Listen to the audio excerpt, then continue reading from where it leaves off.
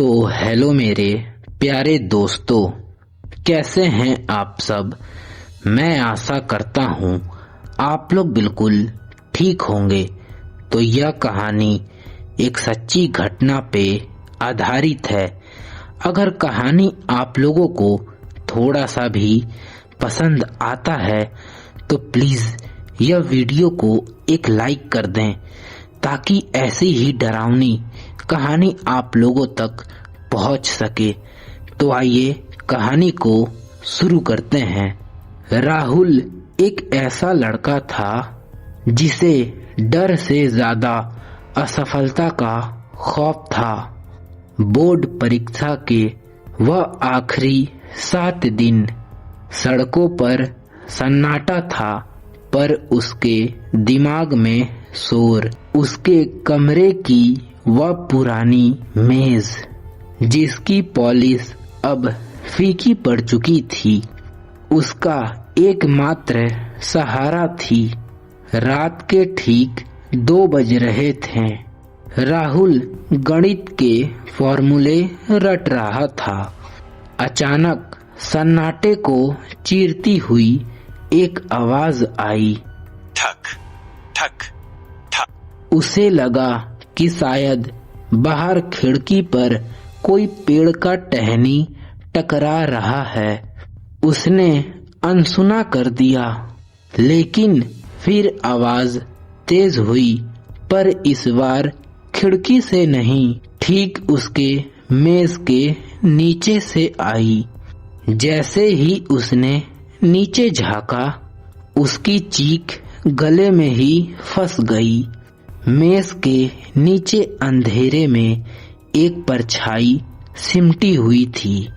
वह कोई इंसान नहीं था, बस वह एक काला सा साया था, जिसकी रीढ़ की हड्डी अजीब तरीके से मुड़ी हुई थी। जैसे ही राहुल की नजरें उससे मिली, वह साये ने अपनी गर्दन 180 डिग्री घुमाई। उसकी आंखें सफेद पत्थर जैसी थी, बिना पुतलियों की। राहुल पीछे गिरा, पर जब तक उसने लाइट जलाई, नीचे सन्नाटा था। बस फर्श पर एक गीला सा निशान था, जैसे कोई रोया हो। अगली रात राहुल ने खुद को समझाया कि यह सब दिमागी थकान है। उसने फिर से किताब खोली, तभी उसे अपने कान के पास एक ठंडी फूंक महसूस हुई। राहुल, क्या लिख रहे हो? आवाज इतनी धीमी थी जैसे कोई पुराना टेप रिकॉर्डर फंस गया हो। राहुल जम गया। उसकी आंखों के सामने उसकी सफेद नोटबुक पर अपने आप नीली स्याही उभरने लगी। बिना किसी कलम के शब्द खुद को कागज पे उभर रहे थे। मेहनत बेकार है, फंदा तैयार है।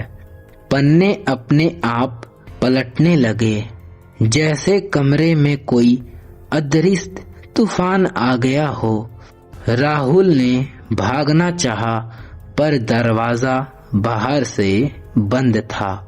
तभी दीवार पे लगी अमित की पुरानी तस्वीर, जो उस कमरे का पुराना किराएदार था, की आंखों से खून के जगह स्याही बहने लगी।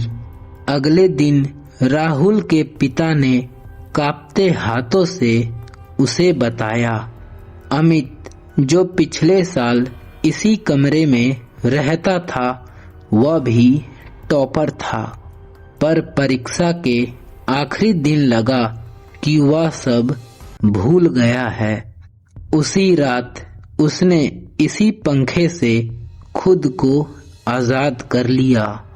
रात हुई और राहुल को महसूस हुआ कि पंखा बहुत धीरे चल रहा है, जैसे उस पर कोई भारी वजन लटका हो। जब उसने ऊपर देखा तो वहां पे कोई लाश नहीं थी, लेकिन एक अनदेखा फंदा हवा में झूल रहा था जो धीरे धीरे राहुल की गर्दन के तरफ बढ़ रहा था।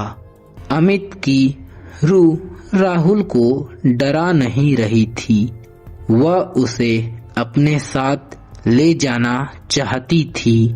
वह बुदबुदाया, तारांकन अकेले पढ़ना बहुत मुश्किल है राहुल, चलो साथ चलते हैं। कल परीक्षा थी। राहुल के मेज पर किताबें बिखरी थीं और कमरे का तापमान अचानक इतना गिर गया कि कमरे में ठंड होने लगा। अमित का साया अब पूरी तरह साफ था। वह मेज के कोने पे बैठा राहुल को घूर रहा था। तुम फेल हो जाओगे और फिर तुम पर सब लोग हंसेंगे, अमित की रूह ने चीख कर कहा। कमरे की अलमारियां खुद पर खुद खुलने लगी और अपने आप बंद होने लगी। राहुल ने अपनी आंखें बंद की। उसने महसूस किया कि यह डर अमित का नहीं बल्कि उसके दिमाग का ऊपर है, जो अमित का रूह खान पानी दे रहा है। उसने अपनी कलम उठाई और मेज पर जोर से पटकी। अगर मैं मर भी गया तो पढ़कर मरूंगा, पर हार कर नहीं। जैसे ही राहुल पूरी ताकत से पढ़ना शुरू किया, अमित की रूह छटपटाने लगी। हर एक सही उत्तर के साथ उस साए की चमक फीकी पड़ते गई। जैसे जैसे रोशनी बढ़ी, वह साया धुएं में बदल गया और आखिरी शब्द जो सुनाई दिया वह था शुक्रिया। फिर राहुल ने एग्जाम दिया। वह पास भी हुआ, लेकिन जिस दिन वह कमरा वह छोड़ा, उसने मुड़कर देखा। मेज पर धूल जम चुकी थी, लेकिन धूल के ऊपर एक छोटा सा संदेश लिखा था, कल फिर कोई नया आएगा। आज भी जब तुम रात को अकेले पढ़ते हो और तुम्हें लगे कि तुम्हारी किताब का पन्ना कोई पलटा है या तुम्हारे पैर के पास कोई ठंडी हवा गुजरी है, तो समझ लेना राहुल तो चला गया, पर वह मेज वहीं पे है और अमित वह आज भी किसी कमजोर साथी के तलाश में है। तो यह कहानी अब यहीं पे समाप्त होता है। कहानी आप लोग अंत तक सुने हैं तो प्लीज एक प्यारा सा कमेंट कर दीजिएगा, ताकि मैं अगला कहानी इससे भी डरावनी ला सकूं। तो आज के लिए इतना ही, मिलते हैं नेक्स्ट वीडियो में। Bye bye.